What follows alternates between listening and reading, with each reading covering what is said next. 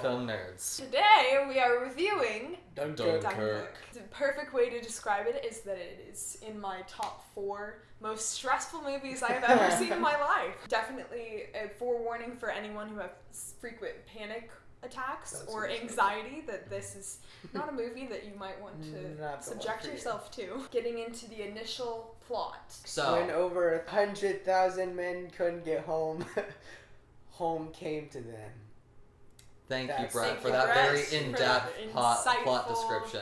That's about it. It's set in 1940, World War II. So that's why you were doing a lot of research before we made this. When the Allied forces of the French and the British armies had over 100,000 men stuck on the beaches of Dunkirk, where essentially they were at a place where they couldn't get enough ships over to take them back to the homeland of... So they get a bunch of British boats and bring it to Dunkirk. Its main drawing points are cinematography. Christopher Nolan did some great filming in this movie, like shots with the planes and everything. That looked really good. We didn't see it in 70 millimeter. I saw it in 70 millimeter when I first saw it. Yeah. It's definitely a much more colorful film when it's not in 70 millimeter. Yeah. But one of the aspects that I loved about it in 70 millimeter, and I would recommend seeing it in 70 millimeter, 70 millimeter was used decades ago, and so it has a much older look to it when you see it in 70 millimeter. It looks like an older movie. So I think it's really respectable whenever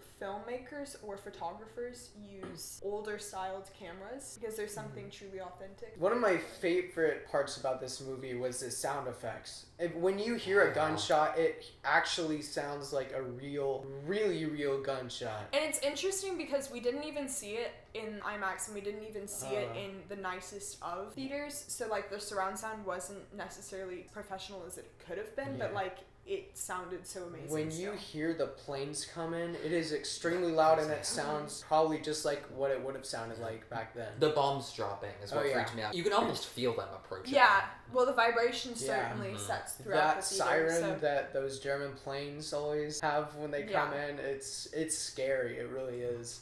So basically, if Dunkirk does not get nominated for Best Sound Effects or Best Sound Mixing at the Oscars, then what's the point? I think something we really have to address is everybody knows that Harry Styles is in this movie. Yeah. And I think my parents didn't. After the movie, I was talking about Harry Styles, and they were like, wait, Harry Styles was in the movie? Because what I find extremely admirable about his role in this movie is sometimes when there are well-known like comedians or other artists that aren't necessarily just straight actors, whenever they come into a movie or TV show, it becomes all about them. Ryan Gosling is in this film, or Ed Sheeran is in this show. I heard because he was on Game of Thrones recently. There was some backlash about it because it seemed like it was just Ed Sheeran like in it. So I find that Harry Styles doesn't pull the attention in a way. It could have been anyone. I honestly think you could miss the fact that he's in it. Especially he doesn't because really say much. But that's also like a major point throughout the movie is that there's not as much dialogue in this movie. I liked that. That was very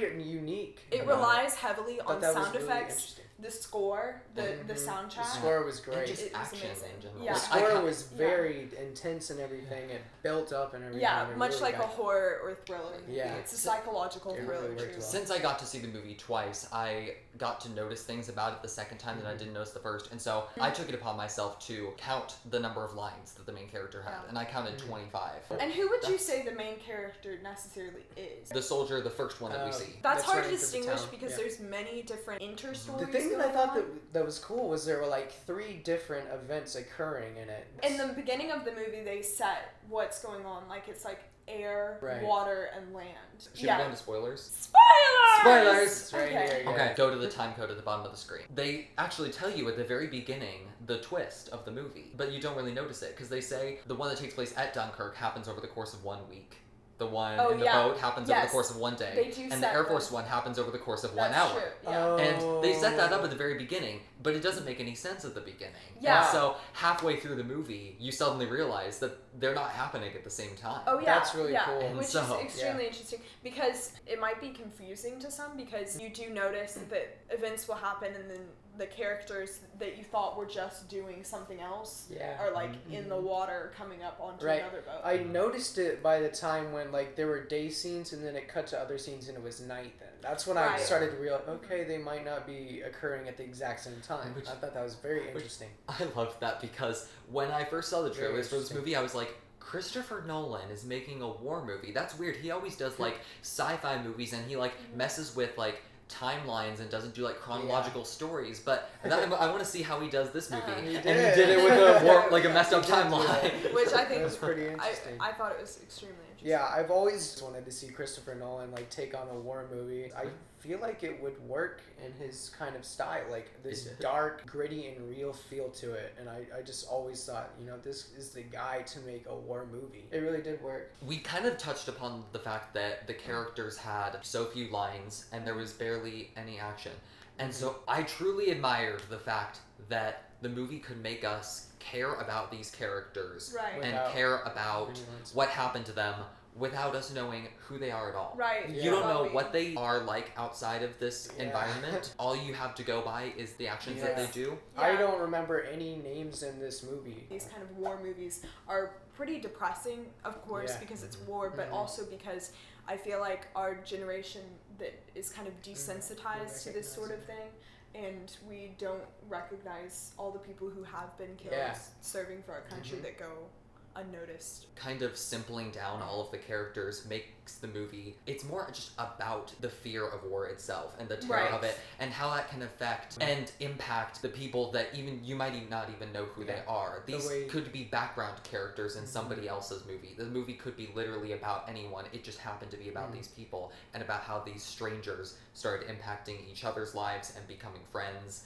And even how the war just affects them, even though they're just all trying to Yeah, survive. the way they did it was very unique and it worked perfectly. Okay, so Really final like this. verdict. This movie is pretty phenomenal. Mhm. It is able to tell this incredible war story from the perspective of basically background characters. It takes on so many new ways of telling a story like this without having it be super character driven or dialogue driven. My one complaint would be that the fighter pilot storyline I don't think is as interesting as the other two, just because it was shot so similarly scene by scene that I couldn't really tell what was going on. But I was absolutely fascinated by what this movie was trying to say and how it was trying to say it. I will give it a 9. Yeah, I think this movie was everything that it needed to be. It didn't need to have big character motivation or depth to get you invested, and that's what I love the most about this movie. You can go in and watch it without any character motivation, you'll still most likely enjoy this movie. This is honestly even better than I wanted it to be, so I'm going to give this movie a 10 out of 10. Well, to bounce kind of off what you said, I think the character motivation for absolutely every character in this is to survive Yeah. and to help everyone survive. Really. I think that that's the main theme, of course, of war as well. One quick note that I want to add in is my favorite part about this movie was, other than Harry Styles, that I didn't recognize any of the actors. And I think that's really admirable, also fitting into the theme that, like, you don't know anybody. So I give it a 8 out of 10. So our total is a 9 out of 10. So what did you think about Dunkirk? Did you like it? Did you hate it? Comment and let us know. Do not forget to Like and Don't- subscribe, leave a comment down Yeah. below, and see you Peace next time. out!